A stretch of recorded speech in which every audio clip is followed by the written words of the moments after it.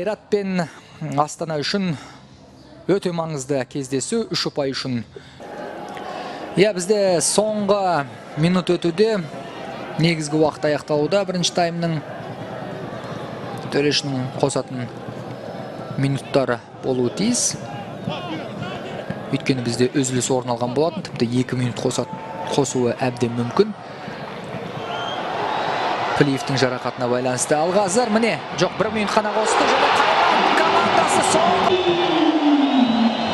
Исаэль Барбоза, благодаря своему индивидуальному мастерству, открыл счет на последней минуте первого тайма. 45-я уже шла.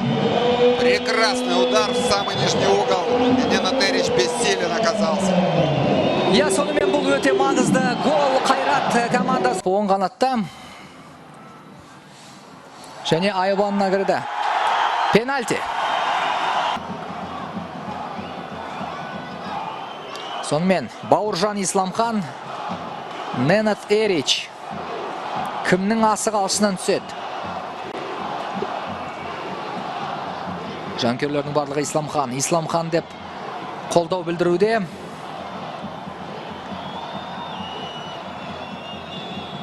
Төрешінің ысқырығы және Бауыржан Исламхан. Гол! Екінші голды Исламхан соққан пенальтиден.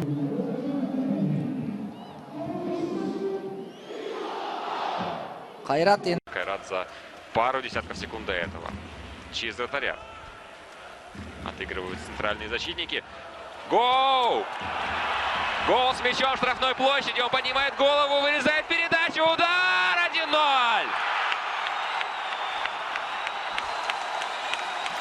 Исаэль Барбоза. Гол, все сделал для Исаэля. Посмотрите, как он поднял. 1-0. Алматинский клуб выходит вперед в счете.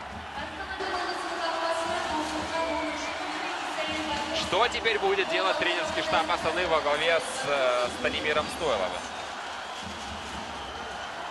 Мінекей өте керемет комбинация бұл жерде. Вот чем были недовольны игроки Астаны. Каньясты тул сыртынан итеріп.